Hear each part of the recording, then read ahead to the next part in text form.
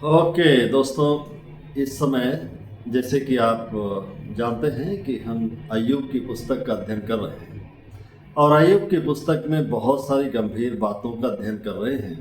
और पहला राउंड हमने देख लिया है। जो तीन जो इसके काउंसलर हैं अय्यूब के, जो जो इसके दुख की घड़ी में दोस्त बन कर के आए, लेकिन ये तीनों दोस्त जो है इस समय जो काउंसलिंग किए हैं पहली राउंड में, और उसका विचित्र अनुभव दोस्तों को भी रहा है और अय्यूब को भी रहा है। अय्यूब को कोई फायदा नहीं, दोस्तों ने अपना जितना बेस्ट हो सकता था देने की कोशिश किया, लेकिन अय्यूब कहता मेरे कोई तुम्हारी बातें किसी फायदे की नहीं है।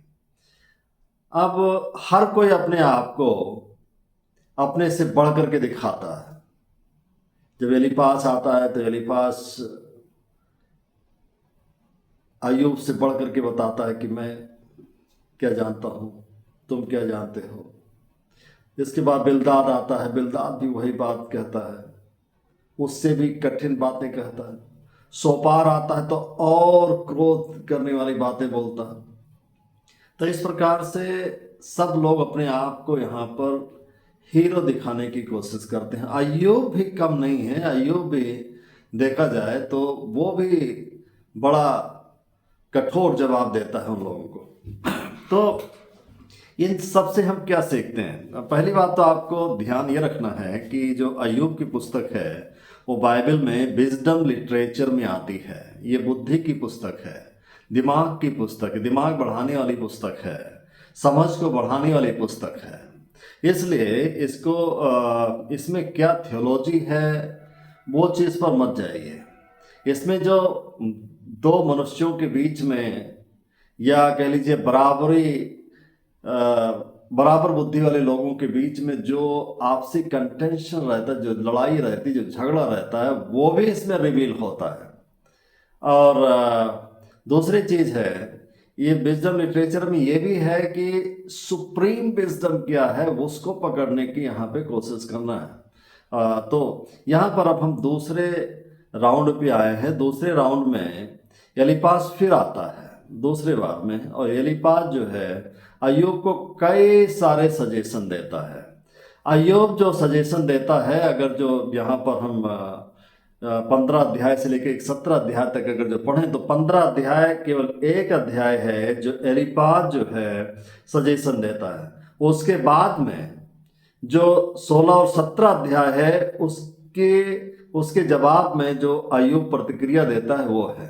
अब आप हमारे साथ अध्ययन करिए और बहुत ही आनंद आएगा, और इन रहस्यों को समझने में बड़ा मज़ा भी आएगा।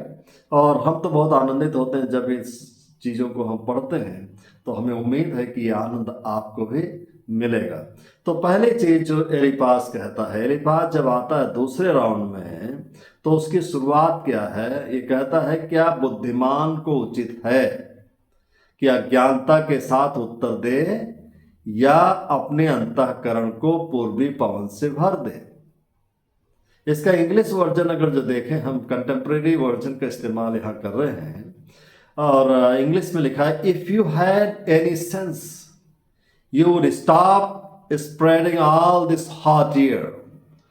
मतलब क्या है कि यदि तुम्हारे अंदर थोड़ी सी बुद्धि होती, थोड़ी सी भी समझ होती, तो ये गर्मी वातावरण में गर्मी न फैलाता, और ज्यादा जो है वातावरण को ठंडा करने की कोशिश करता। लेकिन इतना तुम आर्ग्यूमेंट करते हो कि तुमको तसल्ली के बजाय तुम्हारा दुख और बढ़ रहा है। एलीपास इसलिए कहता है कि एलीपास कहता है कि भाई देखो, ये गर्मी फैलाने से शांति नहीं मिलेगी। गर्मी को शांति करना समझो, शांति करना जानो। कैसे गर्मी शांति? हम जो कह रहे हैं उसको समझने की कोशिश करो, वाद विवाद मत करो अय्यूब, क्योंकि वाद विवाद सब निष्फल होता है, उससे कोई फायदा नहीं होता है। यही बात तो अय्यूब भी कह रहा था, और यही बात ये भी कह रहा है कि तो दोनों यहाँ पर देखा जाए तो दोनों एक प्रकार से अपने आप को बुद्धिमान बताने की कोशिश करते हैं।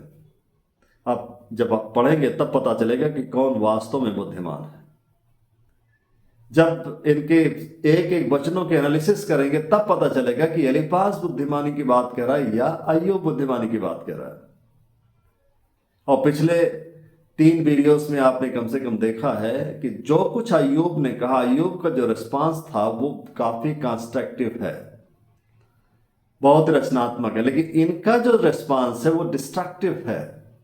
और लेकिन अब दूसरे राउंड में देखते हैं, आए एलीफाज कुछ और बातों के साथ, कुछ नई बातों के साथ आता और कहता है कि भाई देखो, आर्ग्यूमेंट से कुछ नहीं होने वाला है, आर्ग्यूमेंट से केवल परिस्थितियां और बिगड़ेंगी। You will spread the hot air, और जो हॉट एयर स्प्रेड करोगे, गर्मी जब आप स्प्रेड करोगे तो उससे आपको और पीड़ा होगी। ये अच्छी बात नहीं, इसलिए सेंस रखो, दिमाग से सोचो। मैं जो बात बता रहा हूं वो अपनी तरफ से नहीं बता रहा हूं, बल्कि क्या बता रहा हूं कि जो कुछ हमने सुना है। पूर्णियों 10 पद में कहता, हम लोगों में तो पक्के बाल वाले और अति पुण्य मनुष्य हैं, जो तेरे पिता से भी बहुत आयु के हैं। ईश्वर की शांतिदायक बातें, जो वचन तेरे लिए कोमल है, क्या तेरी दृष्टि में तुच्छ है? मतलब कहने का मतलब है कि ये वचन उन लोगों ने दिए हैं जो तुमसे बड़े, तुमसे अनुभवी रहे हैं, तुम्हारे पिता से भी बड़े रहे हैं। उन पूर्वजों से सीखा, जो बुद्धिमान धर्मी लोग थे उनसे हमने सीखा है, और उन्होंने शांतिदायक बातें हम मनुष्यों तक पहुंचाई। वही शांतिदायक बातें मैं आपको बता रहा हूं, तो इसको ध्यान से सुनिए। अय्यूब, you should have some kind of sense not to argue। तो उसका मुंह बंद करने की कोशिश करता है। तो इसमें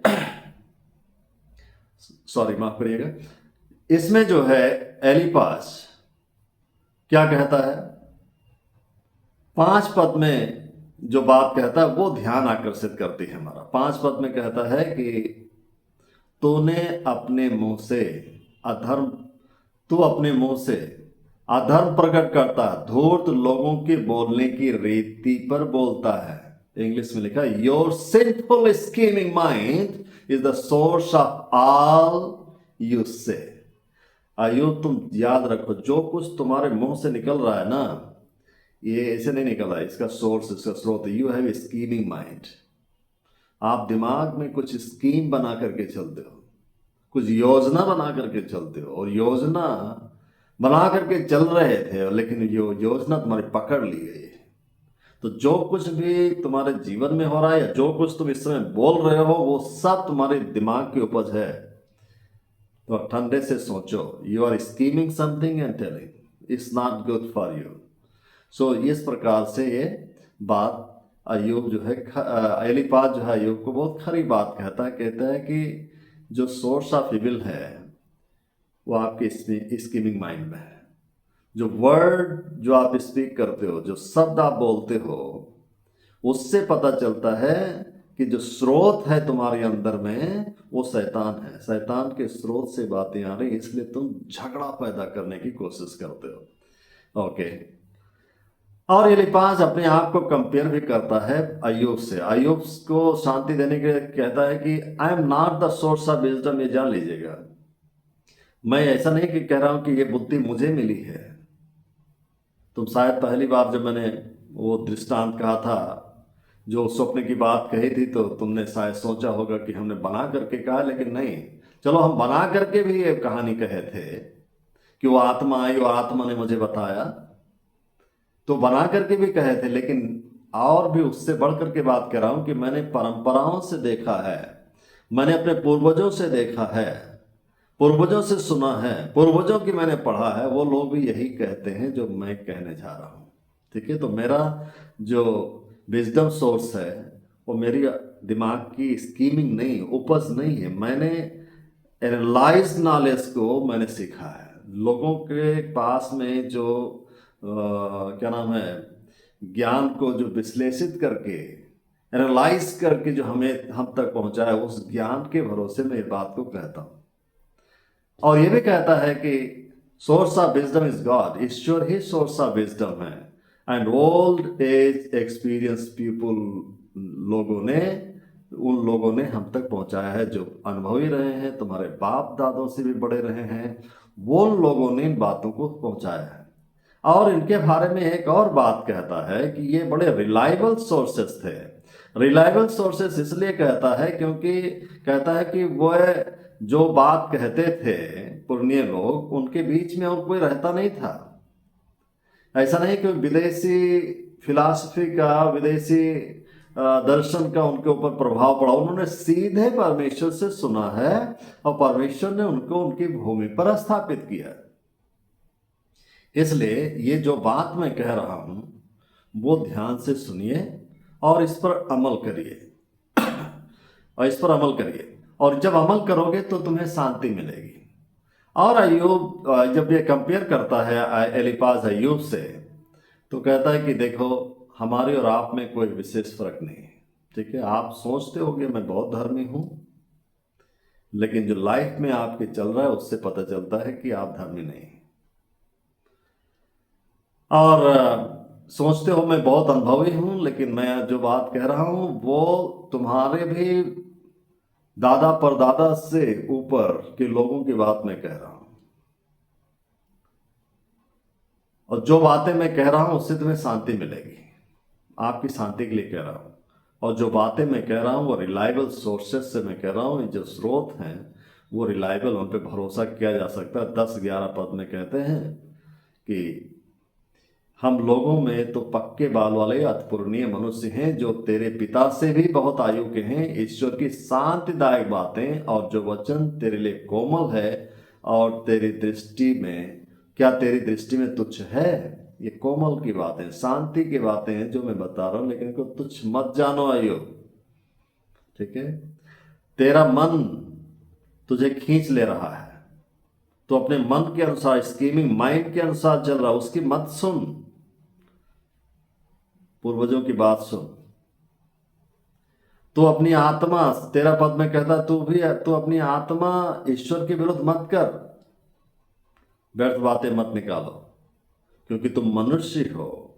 14 पद में कहता है अब मनुष्य निष्कलंक नहीं हो सकता है, जो स्त्री से उत्पन्न हुआ वह निर्दोष नहीं हो सकता है। ये बात समझिए। इस तरह की बातें एलिफाज इसको कहता है अपने से जब कंपेयर करता है। और तीसरी बात बड़ी गंभीर कहता है ये 35 पद में, और 35 पद में कहता है कि जो तुम्हारा माइंड है, 16 अध्याय के 15 अध्याय का 35 पद हम आपके सामने पढ़ दें, फिर इस पर विचार करें। लिखा है कि उनके उपद्रव का पेट रहता है, अनर्थ उत्पन्न होता है, उनके अंतःकरण में छल की बातें रहती हैं। किसके? जो भक्तिहीन होते हैं, जो ईश्वर को की बात नहीं सुनते हैं, जो अपने पुरनियों की बात नहीं सुनते हैं, वो कहते हैं they are the parents of all evil. ठीक है, वे जन्मदाता हैं, सारी बुराइयों के जन्मदाता हैं। वे बुराइयों को जन्म देते हैं। कैसे जन्म देते हैं वो भी बताया है कि they are parents of all trouble and vicious lies. मतलब क्या हो गया कि छल और कपट को जन्म देने वाले, सारे दुखों को जन्म देने वाले ऐसे ही लोग होते हैं जिनका माइंड करप्ट है, जो स्कीमिंग करते रहते हैं। स्कीमिंग माइंड क्या होता है? इस प्रकार का जो आरोप लगाया जाता है, उस व्यक्ति पर आरोप लगाया जाता है जो किसी के कैरेक्टर को असैसिनेट करता है, किसी के कैरेक्टर को नाश करने की कोशिश करता है, उसको बर्बाद करने की कोशिश करता है, या फेक एक्यूजेशन उस पर लगाता है, या मैनिपुलेटिव लाइज का इस्तेमाल करता है, या विक्टिम्स को जो है ब्लेम करने की कोशिश करता है, या किसी के साथ में फ्रॉड प्रॉमिस करता है। तो उसके लिए इन शब्दों का इस्तेमाल करा जाता है। तो अय्यूब को यह कह रहा है कि कहीं ना कहीं तुम्हारे स्कीमिंग माइंड में हमेशा फ्रॉड चलता रहता है।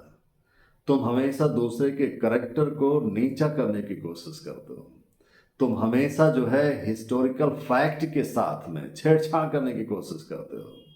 तुम्हारे दो चेहरे हैं, एक बाहर जो हम देखते हैं एक अंदर है जो हम नहीं देखते। तुम्हारा अंदर वाला चेहरा बिल्कुल करप्ट है, बाहर तो दिखाई देते हो धर्मी, लेकिन अंदर से धर्मी नहीं हो।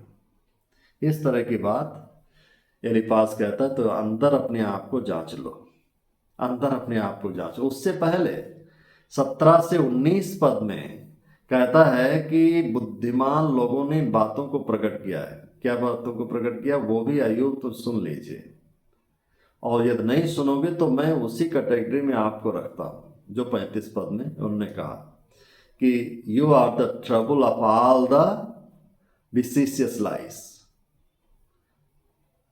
You are the father of all the trouble and vicious lies. तुम हर प्रकार के झूठ, कष्ट और छल के जन्मदाता हो, यही मानूंगा मैं। तो कौन सी बातें तुमको सुनना है? पहली बात 20 पद में कहता है जो पापी होते हैं, याद रखिए आइयो, जो पापी होते हैं उनके लिए दुख के भंडार हमेशा भरे रहते हैं। और 21 से 24 पद में कहता है Sinners constantly live in fear, जो पापी होते हैं वो निरंतर भय में रहते हैं, यहां तक कि यदि उनका खुशी का समय चल रहा है फिर भी उनको डर रहेगा, उनको डर रहेगा, एक्सीडेंट का डर रहेगा, चोरी हो जाने का डर रहेगा, कुछ खो जाने का डर रहेगा, हमेशा वो डर में जीवन जीते हैं। और 24 पद में कहता है कि अंधकार, darkness, despair, death and defeat are their destiny. अंधेरा, चिंता, मौत और हार सुनिश्चित है उनकी। तो किसकी? जो पापी है। तो इसका मतलब हो गया कि पाप है इसीलिए तुम इस प्रकार से दुख झेल रहे हो,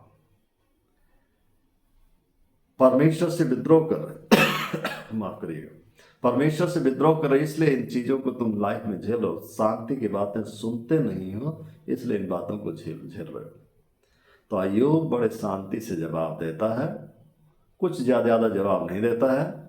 4 और 5 पद में, 1 से लेकर के 11 पद में जो कहता है विशेष करके, उसमें पहले पद में कहता है कि ठीक है जो तुम एडवाइस दे रहे हो वो ठीक है, लेकिन उस एडवाइस से मुझे कोई शांति नहीं। 16 पद में कहते, 16 अध्याय के पहले पद, दूसरे पद में कहते हैं तब अय्यूब ने कहा ऐसी बात, बहुत सी बातें मैं सुन चुका हूं, तुम सबके सब निकम्मे शांतिदाता हो, क्या व्यर्थ बातों का अंत कभी होगा? व्यर्थ बातों का कभी अंत नहीं होगा। तो कौन सी बात से झिड़क करके उत्तर देता है? इंग्लिश में बहुत अच्छे से लिखा है कि वो कहता है कि जो तुम कह रहे हो ना उससे मुझे कोई शांति नहीं है। उसका कहने का मतलब ये है कि जो तुम कह रहे हो उससे कोई मुझे शांति नहीं है। तुम निकम्मे काउंसलर हो, तुम निकम्मे counsellor. Giving advice and criticism is very easy, but if I were you I could have offer more comfort and more hope. ये 4 और 5 पद में कहता है। 4-5 पद में कहता है कि यदि मैं तुम्हारी जगह पे होता तो मैं क्रिटिसाइज नहीं करता, मैं आलोचना नहीं करता, मैं आरोप नहीं लगाता तुम पे, लेकिन तुम मेरे जूतों में पैर रख करके देखो कि इन जूतों से मुझे कितना तकलीफ होती है।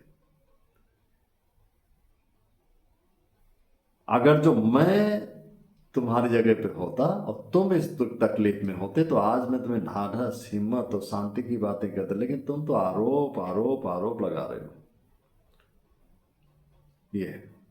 ये मैं जानता हूं, वो कहता है मैं जानता हूं कि ईश्वर ने मुझे गिराया है।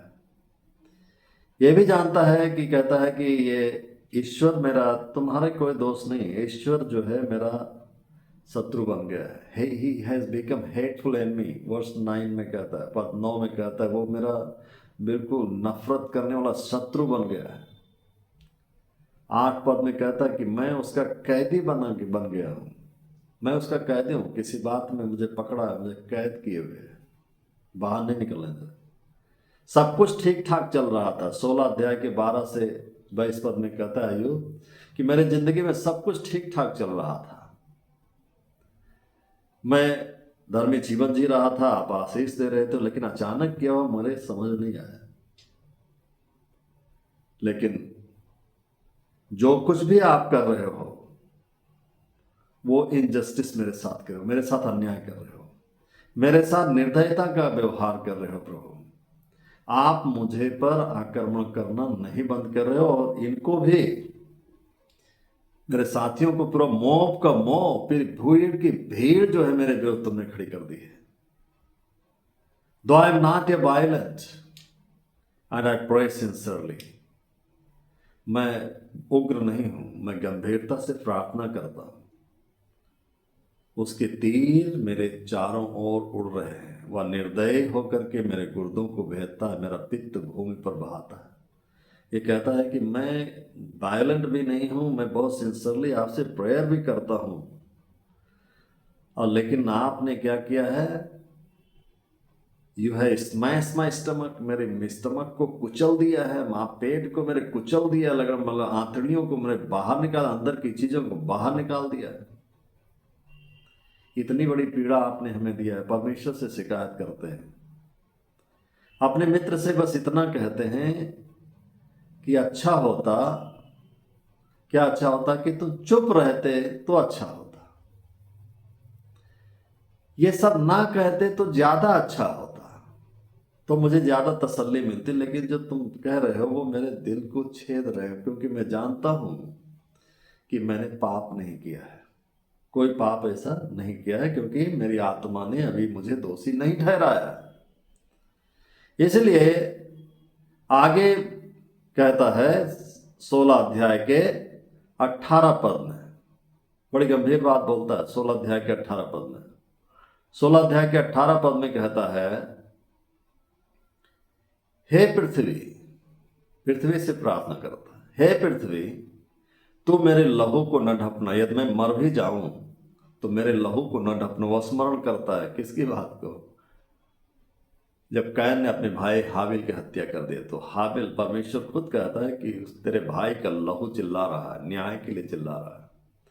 तो वह इसी को स्मरण करके कहता है, हे पृथ्वी तू मेरे लहू को न ढपना, मेरी दुहाई कहीं न रुके, मेरी दुहाई कहीं न, जो मैंने परमेश्वर के सामने अपना न्याय मांगा है वो न्याय के लिए तू गवाही देते रहना।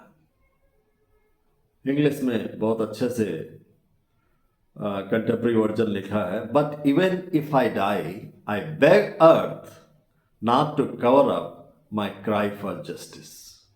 न्याय के लिए मेरी चिल्लाहट को बंद मत करना। और आगे 17 अध्याय में पूरी प्रेयर करता है।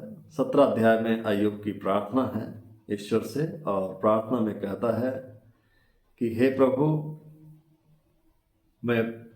मेरा प्राण नाश हुआ है, मेरे दिन पूरे हो चुके हैं, मेरे लिए कब्र तैयार है, मैं जानता हूं।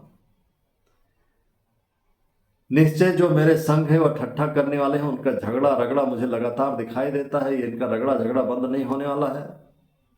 आप जमानत दे दो मुझे, आप मुझे, मेरे लिए खड़े हो जाओ, जमानत दे दो, अपने और मेरे बीच में तुम ही जामिन हो जाओ, क्योंकि ये मेरे दोस्त मेरी जमानत लेने वाले नहीं हैं।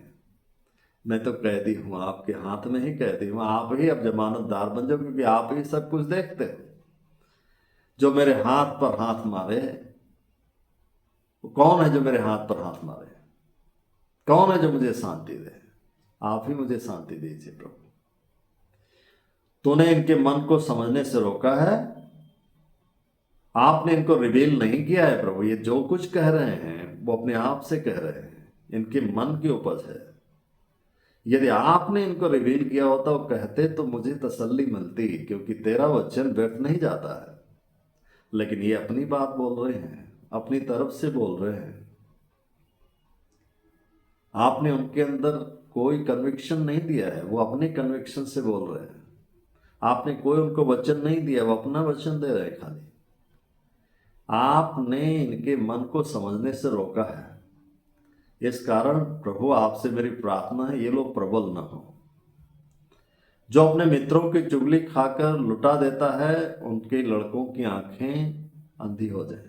मतलब कहता है कि they have commended me, condemned me, they have condemned me just to benefit themself, अपने फायदे के लिए उन्होंने मुझे कंडेम किया है, मुझ पर दोष लगाया है। Therefore I pray now blind their eyes of their children, उनकी लड़कों की, उनके बच्चों की आंखों को अंधे कर दे। इस तरह की प्रार्थना करता है। उसने ऐसा कहा, ऐसा किया कि सब मेरी उपमा देते हैं। परमेश्वर आप ही ने जो ऐसा किया है कि लोग मेरी उपमा देते हैं, सब लोग मुंह पर थूकते हैं। इसे देख करके 8 पद में कहते, इसे देख करके सीधे लोग चकित होते हैं, जो निर्दोष हैं वह भक्तिहीन के विरुद्ध उभरते हैं। तो भी धर्मी लोग अपने मार्ग पकड़े रहेंगे, शुद्ध काम करने वाले सामर्थ पर सामर्थ पाते जाएंगे। हालेलुया। ये विश्वास कहां से आ रहा है इसके अंदर? जो धर्मी है वह धर्म का मार्ग पकड़े रहेंगे और सामर्थ पर सामर्थ, सामर्थ पर सामर्थ, सामर्थ पर सामर्थ पाते जाएंगे। तुम सबके सब मेरे पास आओ, परंतु मुझे तुम लोगों में से एक भी बुद्धिमान नहीं मिला। तुम लोग सब काउंसलिंग करने के लिए आए, मुझे बताने के लिए आए, सलाह देने के लिए, लेकिन हमने नहीं देखा कि तुम्हारे अंदर कोई सेंस है। यार मैं तुम्हारी जगह पे होता तो मेरा बर्ताव कुछ अलग होता। दोस्तों, अय्यूब से बहुत कुछ सीखने के लिए है कि जब कोई व्यक्ति तकलीफ में हो, दुख में हो, तो अय्यूब यही सिखाते हैं कि उनको बहुत ज़्यादा थियोलॉजिकल ज्ञान देने की ज़रूरत नहीं है। उनको समझना है, उनको शांति की बातें देना है, उनको उत्साहित करना है, उनके साथ खड़े होना है। मेरी दुआ है कि परमेश्वर आपकी आत्मा को झकझोरे और मदद करे कि जब आप किसी व्यक्ति को पीड़ा में देखें तो उसके दोष को न देखें, बल्कि देखें परमेश्वर की महिमा इसमें क्या है। प्रभु आप सबको आशीष दें। Thank you.